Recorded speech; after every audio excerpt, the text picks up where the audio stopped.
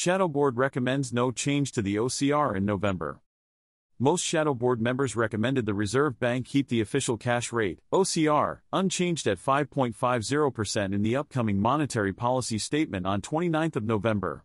The impact of previous OCR increases is coming through as many households move on to much higher mortgage rates. The latest data also indicates an easing in inflation and labor market pressures. One member recommended the Reserve Bank should increase the OCR by 25 basis points, given inflation expectations and core inflation remain elevated. Most Americans are better off financially now than before the pandemic. Today's post offers various facts about people's finances sourced from representative groups of people and businesses across the country. My focus is on better off, not well off, and most, 50% or more of people, not all. It's also not about inequality or comparisons to others. Also, I'm not questioning people's pessimism in other surveys, I'm simply unpacking it. Finally, I am an independent economist and not here to spin anyone. The majority of Americans are better off financially now than they were before the pandemic. Full stop. Not every American, but the majority. That's true across demographic and income groups. Surprise upside for pound-sterling exchange rates. Last week's data releases provided strength for the pound after a pretty downbeat month or so on the market, showing that UK PMI numbers were back over the 50 area, which means that the UK economy is no longer contracting. We may not see massive growth over the next year, however. A stagnating economy is much better than one in recession, which looks more likely for the Eurozone currently.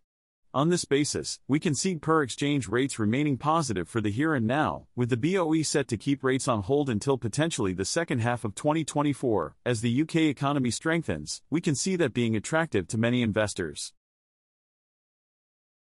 Pairs in focus this week: Australian dollar to US dollar to Japanese yen, Canadian dollar to Swiss franc, US dollar to Canadian dollar, US dollar to Indian rupee, US dollar to Mexican peso, oil, BTC/USD. The Australian dollar has spent the week rallying, although it's been very noisy. As we close out the week, we have threatened the 0.66 level. If we can close above there on a daily candlestick, it's more likely that we will continue to go higher and could go as high as the 0.69 level. Short-term pullbacks at this point in time could see support near the 0.65 level. Keep in mind that there is no jobs number coming out on Friday, as it's the following week, therefore it's likely that we see more noise than anything else. Australia to introduce bill giving central bank experts more sway.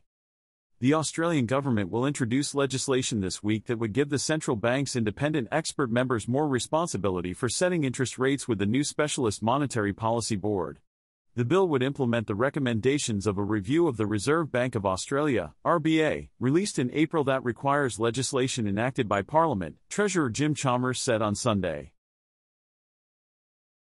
Thank you.